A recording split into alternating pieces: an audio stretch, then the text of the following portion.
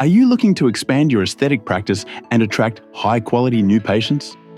Discover the power of digital marketing in growing your practice with a personalised strategy session. Schedule your meeting with Ryan today by visiting www.businessofesthetics.org/MSM and take the first step towards transforming your practice with the potential of digital marketing.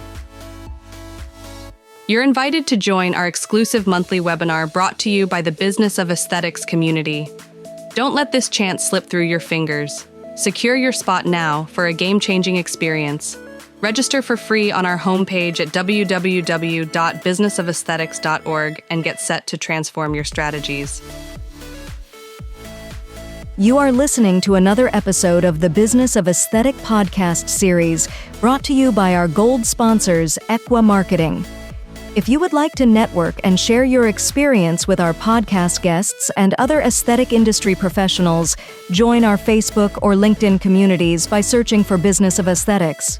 Prepare to be inspired as we introduce an esteemed professional in the field of plastic surgery.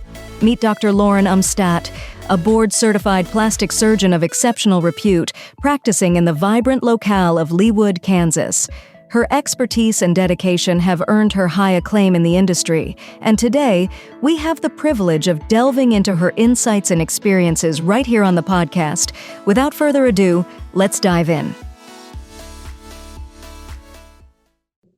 Everybody, I am so excited. We have Dr. Grace Peng with us today.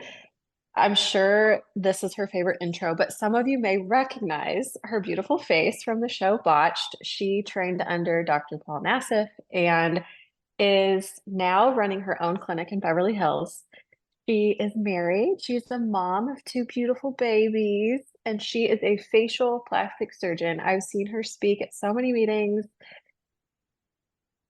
She really just kind of does it all, which, Grace, if you want to give folks a little bit an introduction on your practice, and then I want to jump in and ask you a bunch of questions about your practice starting out. Yeah, so I finished fellowship in 2015, and since then I've had my own practice. But when I first started out, I was actually in the same office as Paul Nassif, and it was great. He was one of my, and still continues to be one of my lifelong mentors. And so I had my own practice within his practice, and it was a perfect place for me, and I really, really enjoyed it. I know some of you may be familiar with like the story and everything. And I actually did a podcast with Ed Williams on this, but about 2 years ago, Paul actually joined a private equity firm. And at that time, I thought it was my time to do what I really wanted, which was to have my own practice and to run it from start to finish and really run it from like the little bits to the big picture. And so it's been really fun adventure for me. Paul Bobak and I still share fellows. And so we have 2 fellows a year as part of our fellowship program. And so literally we're still in the same areas. I could literally see Paul's office from my office window, and I still operate at the same surgery center that I have been operating at for the last 10 years. So it's like a big change, but actually a very small change when it comes down to the logistics of things. It's just been a really, really fun time. And I was looking back and I was thinking it was almost 2 years ago when I first, picked a place and kind of made the decision. and talk a little bit about setting up a practice in Beverly Hills. I mean, I know that a lot of like young aspiring surgeons in our world, that's like the creme de la creme in terms of real estate and other physicians. I mean, had you considered going anywhere else? Like, is that where you and your husband wanted to be? No, actually, I just never considered anywhere else. I had done all my residency training, actually all my undergraduate medical training at USC, and so I've been local. I grew up in Palos Verdes, which is a little southwest of Beverly Hills, and never thought I would move back there by any means because it's very far. Those of you who know LA know that after you finish going on the freeway, you still have to like traverse all these other roads to kind of get to where PD is. And so I actually moved back there right before the pandemic, and we found a house and everything. but I had always been in Beverly Hills because it's where I trained for fellowship, and I never really thought too much about it. I do think it's an area with a high concentration of a lot of aesthetics. So whether it be like facial plastic surgery, any sort of other aesthetic health procedures, ranging anywhere from med spas all the way to surgical procedures. I feel like it is truly the mecca of aesthetics. And I never really thought twice about it. I did think though, when I was going to start my practice, I would still be here in the same area and probably be in a very, very similar location, just because I felt like over the years, I've curated my practice and have all these patients that are used to this location. And for me, I was just going to maintain that same sort of location and area for them, and never really thought twice about any other location. Though I feel like in the future, as you expand, having multiple locations actually is kind of fun as well. For now, I like having this as my home base, and I like having one location because what's most important to me is things like surgery center with the team that I always work with, my clinic, having the same team I always work with, and it really makes my days quite smooth. But in turn, that also leads to very, I don't know, very smooth clinic days. So it's less waiting time for the patients because everything is the flow that I've created in my practice. So for now, here, and it's been really, really fun. It's also really fun that every building, like down the block, 5 minutes, walking distance, all your colleagues and friends are around here because there's so many people here. So it's pretty fun. So 2 years in to your own practice, give us a sense of who is on your team now and how is your average week set up? So to be totally honest, it's 2 years into my own practice, but I feel like it's just me doing the same thing that I have been doing. So a little side note in the sense that I feel like it was a lot easier for me to make this jump than maybe when I first started, like finished fellowship. When I first finished fellowship, I was definitely not in the mind space to be like, let me create my own practice, because I just didn't know so much about life even. Definitely not about business. Not that I know a lot more now, but a lot of things come much more naturally just because I've had a practice for the last 8 years. And so now these 2 years are kind of in a different location, but it's really largely kind of the same thing that I've been doing all along. I was really lucky that even in my previous location, I was able to have a lot of autonomy. So I had a lot of autonomy for how I wanted to run my clinic, my practice, and create a brand that I really like. Because of that, I felt like starting my own was very different than just immediately starting. That having been said, I think anybody can do it at any time if it's something you want to. So on my team right now, I have a nurse. I have who helps me also in the operating room. Actually, let me start and make it more like kind of clear. But on my team right now, I have a patient care coordinator and someone who assists me. So she's sort of also like my practice manager. Of course, when you have a small business and you start your small business, you'll realize that you kind of want to be the practice manager, but you don't have time for everything, especially now. I feel like I have, I'm being pulled in so many directions, not just work-wise. And so my patient care coordinator, she's also my practice manager, and she helps me with a lot of different things, both from kind of the continuity of care for patients, as well as kind of overseeing things from a practice standpoint. Should I need like an extra set of eyes, an extra pair of hands, and just helping me with a lot of things that I may say, hey, I need help researching into this. Because when you run a practice, it encompasses everything. It encompasses from HR all the way to your supplies, all the way to creating a environment that fits you and that, shows who you are as a brand. Everything falls under practice. And so you need some help with those things. In addition, I have a nurse, and she works for me, especially during the clinic days, will help for a lot of different things. But she's not an injector. So I still do a lot of my own injectables and non-surgicals. It's something I really, really enjoy. For me, I feel like it's almost a time that I get to socialize with my patients. A lot of these patients may become surgical patients, they don't all become surgical patients, or some people were surgical patients and now I've assumed their care for other maintenance or different things. And for me, I think it's a real fun time for me to catch up with people. They've also seen me go through the transition of being at a different location, now starting my own place. And it's fun because, I'll tell them I picked the tiles and they'll be like, I love your tiles, So they've seen me through my pregnancies and now becoming a mom, which is still a new title. I forget sometimes that I'm a mom too. And so I feel like your patients are, there for you for the long haul. And so it's very fun to be able to spend some time with them, not while they're immediately healing or not right before surgery, but really just like the time where everybody has to socialize. And that's a lot of the non-surgical procedures for me. So that's still a fun part of my clinic. I also have 2 medical assistants. And so they'll take turns doing both back office stuff as well as in the front to make sure that there's always someone at the front desk. But really, I think it's really nice because I have about 4 to 5 exam rooms that I use at any given time. And so really, I need people to be helping me prep those patients so that the flow for clinic goes better.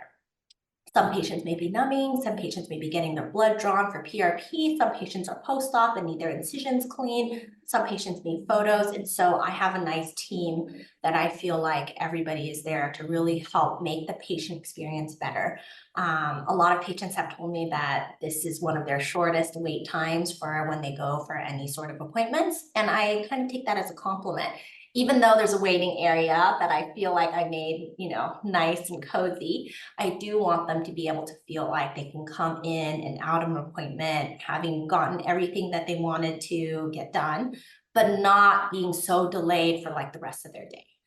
Like the rest of us, our patients all kind of make arrangements to go to appointments and to make sure that, they have a certain schedule for either their time off or maybe they're fitting this in as part of their busy day. And so I like to be very respectful of that. And so that's basically my team. I recently also hired someone to help me with social media. She's remote and works part-time, but that's been really a fun additional aspect. And I'll report back on how that goes. So I've been running my own social media this entire time, which also is to a fault in the sense that when I'm very busy, that suffers. And so I thought it would be nice for somebody to help me stay on schedule and do posts and things when I feel like I don't have time to do it myself. The reason I've been doing it all myself is because I feel like it's truly my voice. Everything sounds like the way I would say it in consultation, the way I would explain it to people, or what I say when I give a presentation. It sounds like me. Even the other things that are personal sound like me as well. And so to keep it really genuine, it's always been me. But I feel like I also need a little bit of help. And so that's probably one of the things that I've learned transitioning into your own practice is how much help you need in different sectors, because there's a lot of work to be done. And depending on how well you want each thing to be run and how much needs to be done, your time is limited. Yeah, for sure. And to talk about someone who's probably is very influential to me, sounds like you've had some words with him as well. Dr. Ed Williams, he talks about very rarely is the actual doer of the company also the manager owner. Like, most of our day is spent taking care of patients, operating, seeing them in clinic. Yep. It's hard to manage all of the business stuff, in the mornings and the evenings, in between patients.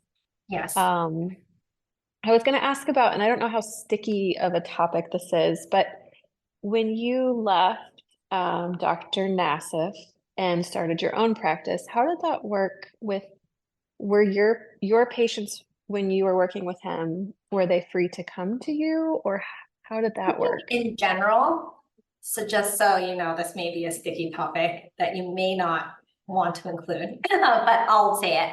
I think in general, honestly, patients have the right to go to any provider that they want to. I'm obviously very, very respectful of Paul and his practice. And because of him, I was able to start a practice here in Beverly Hills. And so I never wanted to do anything that would, jeopardize our relationship. And, honestly, we have a really good relationship.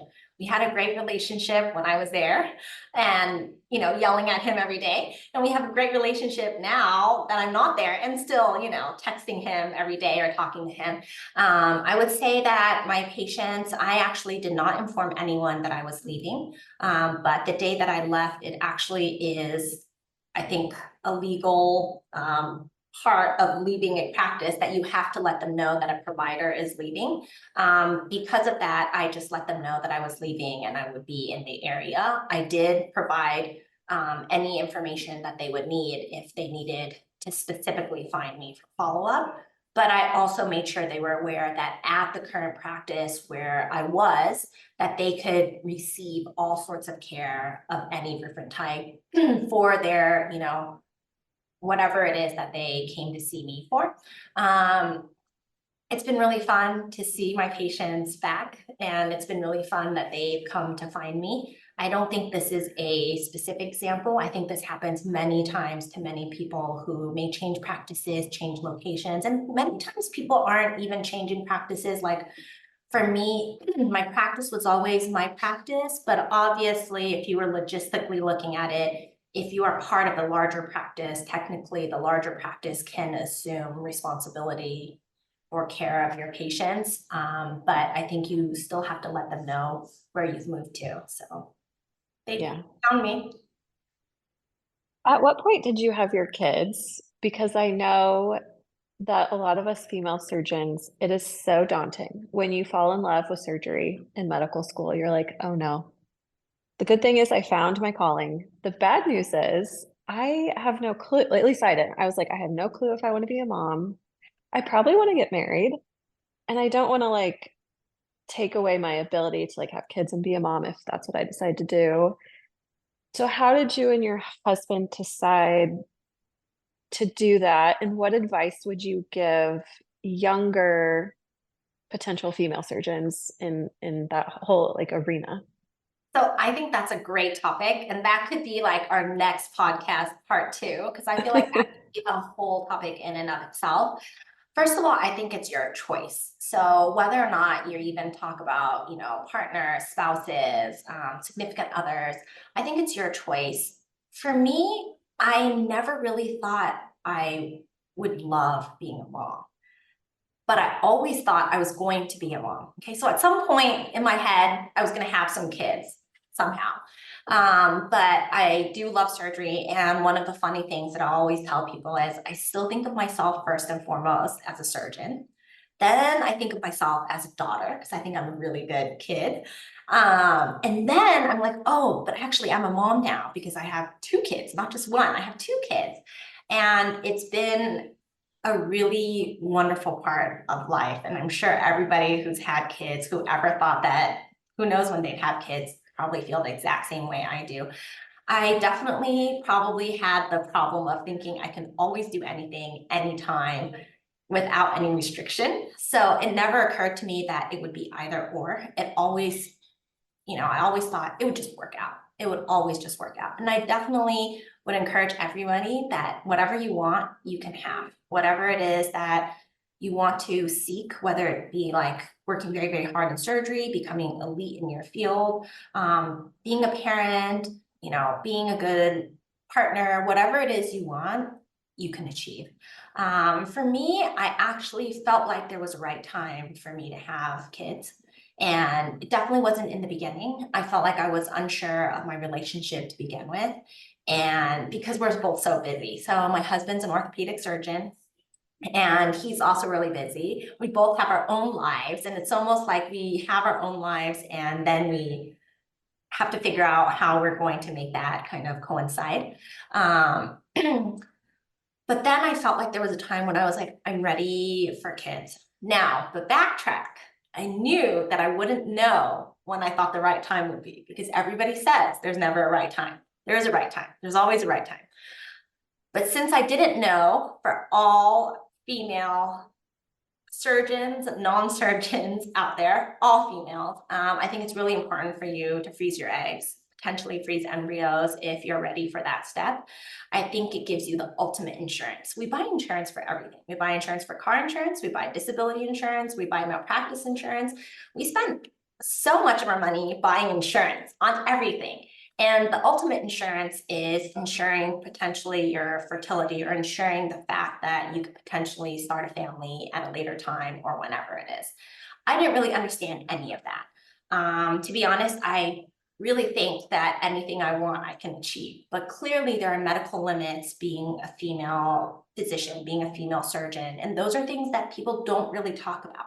Luckily for me, even about 10 years ago, I feel like people were starting to talk about these things on social media. And I wasn't even really on social media then. But a couple of glimpses that I saw of those things, people were like freezing their egg. I didn't know what that was. People were like telling me I should freeze my eggs. I also didn't know what that was. And I thought I have so much time, which is true, but is also not true because depending on your ovarian reserve and how you are as an individual, that may not be true regardless of what age and what stage you're at. But it was really, really important to me. So I actually froze several rounds of eggs and embryos. And for me, that was the best thing to do because regardless of how you want to start a family later, whether or not you want to use those eggs or embryos, at least they're there. And so that would be the main thing that I would tell everyone. For me, it was a point in which I felt like I was ready. I felt like I was able to take on the next task. And then it was like it couldn't happen fast enough because I had to be pregnant, then I had to carry the baby for like 40 weeks or 38 weeks in my case, both times. And it was almost like it couldn't come fast enough. But it was at a time where I felt like I'm very, very comfortable with my day-to-day. I'm very, very comfortable with the way I like run my practice. And back then, for my first baby, I was actually still at my other practice, but I was very, very comfortable with how everything was going.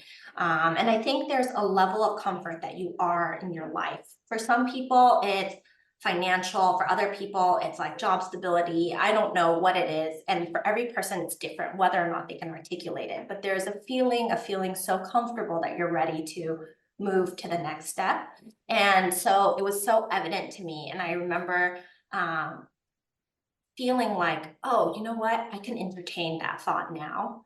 And it was a very stressful and traumatic pregnancy in the sense that I feel like those of us who want to control every aspect of everything in their lives, it's very difficult to be pregnant where you can't quite see, you can't quite know, and there's certain markers like lab tests and ultrasounds that let you know things are okay, but it's not enough for me.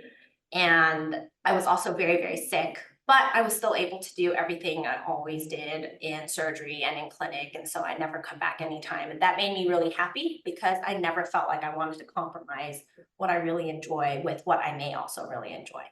And now I am able to, have both. Had my second baby about like 9 months ago. And so that's been really, really fun as well. It's definitely more difficult going from 0 to 1 than 1 to 2. It's a lot of work, but I feel like you kind of know what's going on. So the second baby, you're like, they're going to be just fine. So in fact, it's actually easier almost in certain respects. And so it's been really fun for me to enjoy that part of life that I hadn't really envisioned for myself, even though I knew at some point it was going to happen. And I mean, now my 2-year-old, who's like almost 2.5, he knows that I go to work, and he's learning the days of the week. And I asked him, what day of the week is it like today? And he was like, Friday. And I was like, what day of the week is it tomorrow? And he was like, tomorrow is Mama does not go to work day. And I was like, oh, that's perfect. Aww. They also know your routine. And so I think because of that, it's made me feel very, very comfortable that I haven't had to compromise myself in any way. I'm also super lucky that we have really good grandparents that are able to watch the kids when we're at work. And so that's obviously added a level of comfort that really allows me to do what I want to do during the day. So cool. Yeah. And I personally follow you on Instagram. I love that you share all the breastfeeding stories Oh yeah. because I feel like right there. I was hiding it. It's You like, should not hide it. That like show that pump off proudly. Like I had our first baby in residency and I didn't really know anything about like pumping or breastfeeding or anything. yeah, And it was so daunting, especially when you're yeah, scrubbed in yeah. to Oh, try yeah. to try to figure out how to make it all work. But you're right. And then it all tends to work out. It all works out. For pumping, I've actually like made this whole routine where I pump driving into work, pump leaving work, and those are 2 set pumps. I try to pump like 4 times a day. Now I'm actually weaning, but I try to pump 4 times a day for 30 minutes at a time. And I'll basically space it so that it's in between cases or different things. But it is truly a labor of love. I feel like people use labor of love all the time, and it sounds very nice, but pumping, breastfeeding, I don't know any greater labor of love than sacrificing your schedule, your body, everything that feels good, Yeah. maybe provide some breast milk for your children. And for me, it's something where I always um, thought I would want to do. And so I found a way to do it. But like you were saying, the first time, I didn't even know what the settings were supposed to be. I didn't even know how to connect everything. So then for the second pregnancy, I felt like that those things were so much easier because you already know. And Mhm. I have 4 Spectra pumps, or one in the surgery center, one in clinic, one in the car, and one at home. And they Love just it. cycled as they get charged, so that I'm able to do that. But it's definitely one of the craziest things that I've done. And it's almost difficult to explain to anybody who hasn't done it. So There's no way, in my opinion, there's no way to explain the challenge, the joy, the amount of reward that you yeah. get from it all unless you just do it yourself. Yeah. And it's difficult. So I feel like it's one of those things where I do want to complain about it. And I love that I have friends who I can complain about it to, but they also know that I care so much about it that I still want to do it. And so they'll be like, all right, but just do this and you can keep going. Because I feel like a lot of times you'll say something like, oh, this is so difficult. And someone will be like, well, then don't do it. And it's like, no, I want to do it. And so I want to do it. And I still want to be able to, talk with people about how difficult and challenging it is. Similar to surgical residency, you're like, this is hard, but I want Yeah, to be here. yeah. Let's talk a little bit about the fellow that you guys share. So, talk about how you weave the fellow into your practice, how it works surgically. Um, does the fellow have any flexibility in terms of the cases they want to watch that week, or do they have set days with each of you? So previously, when I did the fellowship, and that's what people say when they're very old, but when I did the fellowship, it was one fellow, and it was with Paul Nassif and Baba today. And then we started actually. I helped them apply for 2 fellows, and I joined the fellowship as a co-director. And so we generally have 2 fellows a year, and it is predominantly where they spend most of their time in one of the practices of either Paul or Babak. And during their times in which they don't have cases or certain set days, and there are set days, but that may change just depending on when all of us are at conferences, since all of us routinely go to a lot of conferences as well, then they will be able to spend time with me, generally in the operating room, ideally in clinic as well. But I also know that with 3 very, very busy practices, it's not possible for them to spend every single day with all of us. So in general, they'll be able to come to the operating room with me. It's very, very fun because I feel like I'll be able to teach them lot of different things. The 3 of us have a little bit of different surgical emphases. And so I think that also makes it very nice, the collection of cases. I think the patient population for each surgeon is very different. And so a lot of times you'll see that a practice has a certain patient population or has certain kind of community are the patients. And I think that's also very, very nice to see. I think one of the things that is the strength of our fellowship is that the three of us are very, very academic. We are always writing, publishing, teaching at conferences, but at the same time, we are three private practitioners. And so the combination of that was something that I never thought was possible growing up, in the sense that I thought if you were academic, you were literally at an academic center. And if you were private, you were so disconnected with everything, you obviously wouldn't have fellows and you may not be able to teach. It's completely not true. And I feel like that's kind of the best part of what we have to offer in our fellowship, is that you can truly have your own practice in which a lot of decisions that are big decisions, you get to make and have that autonomy, which is not necessarily the case if you're not having your own practice. And that is one of the things I think is very, very interesting. No matter where you have your practice, what type of practice you have to have certain business decisions and learn a little bit of business acumen in order to make your practice do well and in order to help the maximum number of patients that you can help. And so I think all three of us are very, very transparent. We also have very different practices, and even the culture of our offices, our type of practices, and even the caseloads are very, very different. So it allows them a lot of diversity, truly to see all aspects of facial plastics. And also I tell my fellows the best things in biology are from cross-pollination. And so what's better than a cross-pollinated surgeon? Meaning oftentimes you'll see three different ways of doing a deep plane facelift, or three different ways of approaching a revision rhinoplasty case, whether you're using costal cartilage or any other grafting. And so it's very nice, I think, to be able to offer them both the breadth and the depth. We have a set schedule for them depending on the year and depending on who our fellows are. And we also encourage them, we have a lot of friends in the area, so we also encourage them to see anybody outside of our practices if they're able to, especially when we're away at conferences. Yeah, that's such a good opportunity for the fellows that they have all three of you to learn from. What were some of the biggest challenges or unanticipated things that you didn't know starting your own practice? I did a lot of research beforehand for a decade.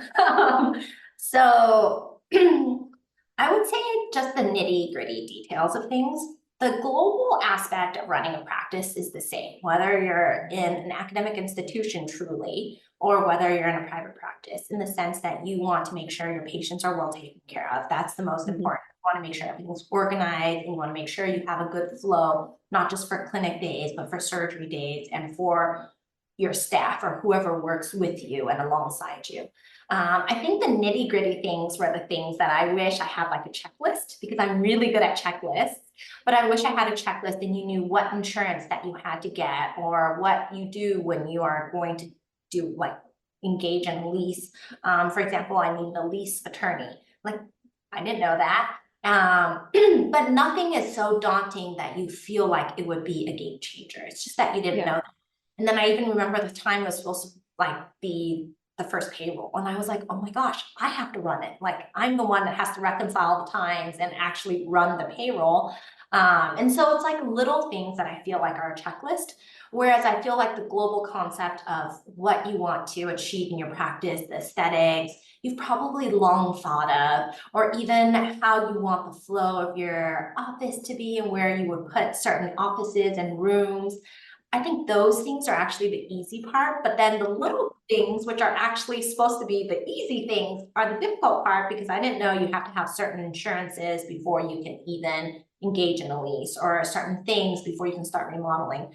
I've never remodeled a home or anything. And so to build this office, even though I didn't move the walls, I rebuilt everything and tore down everything. To do that, you needed certain insurances from the general contractor before the building would even allow it. And that was probably the longest, most stressful time of waiting, where every day I was just emailing people asking, can you send this insurance? And it wouldn't be quite the right insurance. So then would they continue to take on your case and get the right insurance, or would they just say, forget it, find someone else to do your office? So probably those things I would say would be the more difficult part, where each thing is like a little checklist of things just to get it running, just for you to open your doors and to make sure that you have like a business license. If you're selling products, you need like to have a certain license to be able to sell products. All those things I feel like I sort of just figured out on the way. But nothing in the sense that I was really worried about or, felt like was really daunting. Yeah, for sure. A lot of self-learning along the way. Yes, yes, yes. Um, I remember here, like we have our own surgery center, so I had to like figure out this whole CSOS certificate thing to order controlled substances.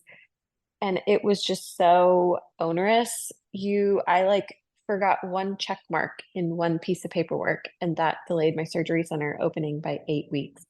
Yeah, yeah, yeah, yeah. But there are some things you just don't learn until you do it. Until you do it, yeah. So I'm actually the medical director at the surgery center I operate at, that Paul also operates at. But at that, just by being medical director, so I don't even have to do all of the checklist things that you had to do, but just by being there, it gives me a new perspective on the amount of things that have to be done before you're able to open your doors, and the amount of things that you have to do to maintain accreditation. And while we have all these teams doing it for us, it's really important that we also get an idea. And I think that that's one of the things that is really important as, as my fellows go through fellowship, that they learn not only surgical technical skill, but also life skill, like how you would actually open doors to a practice or to a surgery center. And we like to help them with that as much as possible. What things are you looking forward to either with your office, your team, your culture, and or surgically like in our field right now? What are the things you're most excited about? Surgically in our field, I just love seeing all the changes in surgery, honestly. Yeah. I feel like the basic technical skills haven't changed, but the way we approach the face and the nose and the conceptual ideology behind certain approaches are very, very interesting. And I think that evolving is the only way to become elite. And I really think that that's an important part, I feel like, about our field, is that we never become so comfortable and so stagnant in ourselves and what we do that we forget that the global picture, with many eyes and many brains and many sets of, talented surgical hands, wouldn't be better. And so that's what I love at conferences. Of course, there are things that we are specialists on, that I feel like I'm a specialist on, that I will be love to teach and, give talks on. But at the same time, I receive so much back just by seeing, everything that's going on out there. I think structural to preservation rhinoplasty is very, very interesting. And now structure and preservation, depending on the patient. I think those things are conceptual evolutions that have really changed the face of surgery, and I can't wait for more out there. Also, the way we approach faces and, deep plane facelifts, even though deep plane facelift has, obviously been around for a long time, just the way we approach different things, I think, is very, very exciting, that we're able to deliver very replicable results. So I would say so many things in surgery are exciting, but probably most exciting is the way we all kind of come together and teach each other what we've learned and what works well. And I love that things are very evidence-based nowadays, in the sense that it used to be people would always say, well, I've always done it like this, or I was trained like this. But now it's like papers that show these different volumetric analyses, or there are all these different things that show us, how to get replicable, reliable, great results or efficacious treatment. And so I think that's a very exciting part. In my own life, I guess just continuing on growing practice and seeing what else is out there. I think everything is so fun that, I could always just keep doing surgery. Yeah, it's wild to think about, even year to year, how much like new information you consume and like little tiny things that you do differently, but all those little tiny things globally impact your result and the recovery. And yeah. And I think like teaching is great because you can only affect change in so many patients in your lifetime with your hands. But sharing of ideas and teaching others, you're able to affect patients that are other people's patients, and the same for them teaching us. Yeah, for sure. What kind of content are you consuming right now? Like not necessarily surgically, but for fun. I mean, do you have any great books that you've read recently or podcasts that you listen to? So I like to not listen to podcasts. Actually, and my fellows will know. On my drive-in, I listen to the same classical pieces, and I think about surgery. I almost play the steps of my surgery out, and I think about ways to do things better. Or if I have learned something, I think about how it is. So I really just kind of zone out. I truly am in the midst of the two and under chaos. And so much of my free time, whereas I used to read a lot, I don't really read. I used to run a lot. And I recently just started running last week. But I did do 2 days out of 3 days since I started. But I feel like part of being a mom in the postpartum process was a little bit of loss of self, in the sense that while I maintained my surgeon self and I maintained that completely intact, part of things that were me did get a little bit lost the wayside. And I'm only beginning to get that back a little bit as I'm weaning from pumping and maybe spending a little less time doing certain things. And so, yeah, I'm excited to get myself back. Yeah, it's so many of the things that you've said about being a mom, I feel like people are nervous to say out loud. But Yeah. like I very much think of myself as a surgeon first, and then I almost feel guilty, like when you're like, well, I'm also a mom of 2 humans. Yeah. But and then the loss of self for sure. It's like you have to give your patients everything. You know, you have to give your team all of you, you have to give your kids and your spouse all of you. And so oftentimes there are days when I feel like I didn't give anything to myself. Yeah, yeah. And I think for me, the part that I realized the most is I don't feel like I'm as fit as I was before. And so it's a constant reminder that clothes don't fit the same, nothing feels the same, things are still uncomfortable because you're pumping. And so it's like a constant reminder that I'm not quite myself. So I'm looking forward to getting more of myself back as I progress on in motherhood. Well, if anyone is interested in getting a hold of you, Dr. Grace Lee Peng, where can they find you? They can find me anywhere on Instagram or email me. My Instagram handle is at Grace Lee Peng MD. I also have one that's at GLP Face. And then otherwise, they can always email me at hello@graceleepengmd.com. Awesome. Well, thank you so much. Congratulations on your career thus far.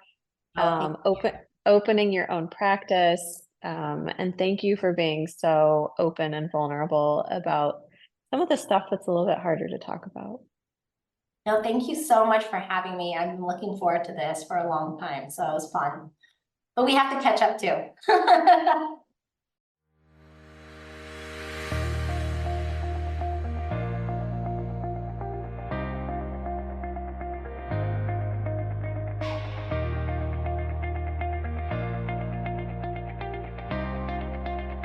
Thank you for joining us this week on the Business of Aesthetic podcast series, brought to you by our gold sponsor, Equa Marketing.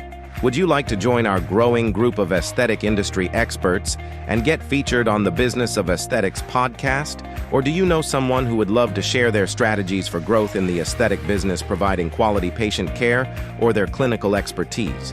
Head over to www.businessofesthetics.org podcast show and apply to be featured as a guest on the show. Remember to subscribe to this podcast on iTunes, Google Play, Amazon Music, or wherever you listen. If you would like to engage with today's speakers or any of our past speakers, join our Facebook group or LinkedIn group by searching for Business of Aesthetics. Thank you, and have a great day.